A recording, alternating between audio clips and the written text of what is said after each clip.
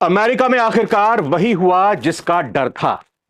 आधी रात से सरकारी शटडाउन लागू हो गया है। इसका सीधा असर अब लाखों अमेरिकी सरकारी कर्मचारियों और आम नागरिकों पर पड़ेगा। दरअसल सीनेट में सरकार चलाने के लिए जरूरी फंडिंग बिल पास नहीं हो पाया। रिपब्लिकन और डेमोक्रेट्स दोनों ने एक दूसरे के प्रस्तावों को रोक दिया, जिससे सरकार के पास खर्च चलाने के लिए पैसे का प्रावधान खत्म हो गया है, पैसे नहीं बचे हैं। अब शटडाउन का मतलब यह हुआ कि कई सरकारी विभागों में कामकाज ठप रहेगा, बंद रहेगा। लाखों अमेरिकी सरकारी कर्मचारी बिना सैलरी छुट्टी पर चले जाएंगे और कुछ डिपार्टमेंट्स के लोग, जो जरूरी डिपार्टमेंट्स के हैं, जिनके बिना काम नहीं चल सकता, वो बिना तनख्वाह के, बिना सैलरी के काम करने के लिए मजबूर होंगे। व्हाइट हाउस की वेबसाइट पर एक टाइमर चालू है जो दिखा रहा है कि शटडाउन को कितना समय हो चुका है। वहीं यह भी लिखा है उस पर कि इस शटडाउन का जिम्मेदार विपक्षी दल डेमोक्रेट्स है। नमस्कार, आप नवभारत टाइम्स देख रहे हैं। मैं रविंद्र सिंह आपके साथ। वॉशिंगटन से एक ऐसी खबर सामने आई है जिसने पूरे अमेरिका को बेचैन कर दिया है। दुनिया की सबसे बड़ी ताकत माने जाने वाली अमेरिकी सरकार अब बंद होने के खतरे के मुहाने पर आ चुकी है। शटडाउन हो चुका है। आम जनता से लेकर व्हाइट हाउस तक हर कोई इस सवाल में उलझा है कि सरकार के ठप होने के बाद अब हालात कैसे होंगे। यह स्थिति केवल अमेरिकी राजनीति का मुद्दा नहीं, बल्कि इसका असर भारत समेत पूरी दुनिया की अर्थव्यवस्था और बाजार पर पड़ सकता है। जितना लंबा यह शटडाउन चलेगा, उतना बड़ा इसका असर पड़ेगा। अमेरिकी सरकार का खर्चा पानी आधी रात 12:01 पर खत्म हो गया है।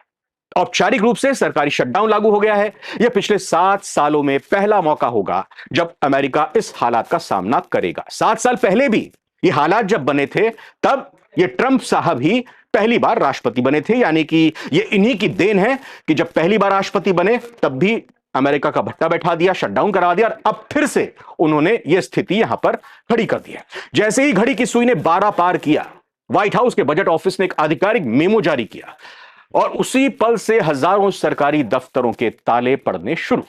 यह विवाद केवल पैसों पर नहीं है, बल्कि इसकी जड़ें काफी गहरी हैं। इसे भी समझना होगा। सत्तारूढ़ रिपब्लिकन पार्टी चाहती है कि सरकार को तुरंत चलाने के लिए क्लीन बिल पास हो। क्लीन बिल क्या है वो भी बताएंगे, जिसमें कोई विवादास्पद शर्त डेमोक्रेट्स की तरफ से ना हो। लेकिन विपक्षी डेमोक्रेट्स कह रहे हैं कि जब तक स्वास्थ्य सेवाएं यानी हेल्थ केयर सिस्टम पर खर्च बढ़ाने की उनकी मांगे पूरी नहीं होंगी, तब तक वो किसी बिल को पास नहीं होने देंगे। वो इसी बात पर अड़े हैं कि खर्चा पानी बढ़ाया जाना चाहिए स्वास्थ्य के संबंध में।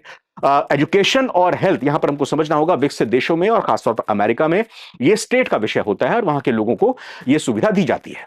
फिलहाल यही वजह है कि दोनों पार्टियां एक दूसरे के सामने अड़ी हुई हैं और कोई पीछे हटने को तैयार नहीं।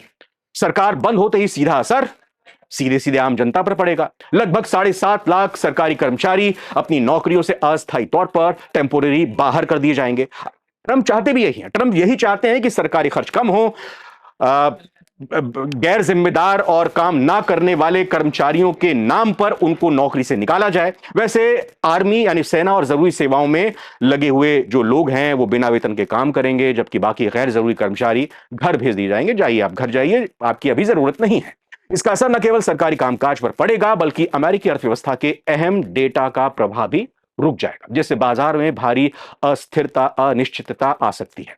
राष्ट्रपति डोनाल्ड ट्रंप ने पहले ही साफ शब्दों में कह दिया था कि अगर शटडाउन हुआ तो उनकी सरकार बड़ी संख्या में कर्मचारियों की नौकरी पर स्थायी खतरा मंडरा रहा है, जो कि आगे और भी गहरा सकता है। इतना ही नहीं, व्हाइट हाउस में बिपार्टिसन यानी दोनों दलों की बैठक भी, जब दो दल मिलते हैं तो इसको इस टर्म में यूज किया जाता है, दोनों दलों की बैठक भी बेनतीजा रही। बैठक के बाद डेमोक्रेटिक लीडर चक शूमर ने यह कहा कि रिपब्लिकन उन्हें धमकाने की कोशिश कर रहे हैं। वहीं ट्रंप ने मीटिंग के बाद सोशल मीडिया पर एक फेक वीडियो शेयर किया और डेमोक्रेट्स का मजाक उड़ाया और लिखा, उन्होंने चुनाव भारी अंतर से हारा है लेकिन अब भी सुधरने को तैयार नहीं है। यानी अपने विपक्षी दल के नेता पर उन्होंने तंज कसा।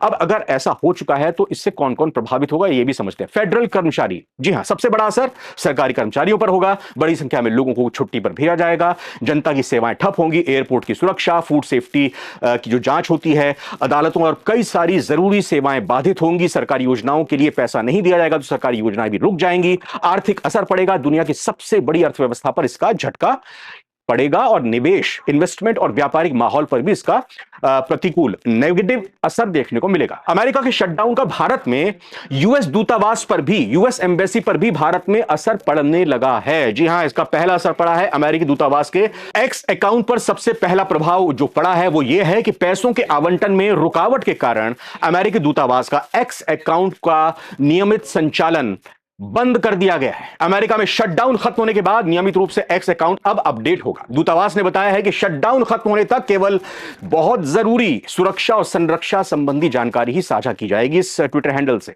नियमित अपडेट और सेवाएं तब तक बाधित रहेंगी जब तक शटडाउन खत्म नहीं हो जाता। हालांकि पासपोर्ट और वीजा सेवाएं स्थिति के हिसाब से जारी रहेंगी।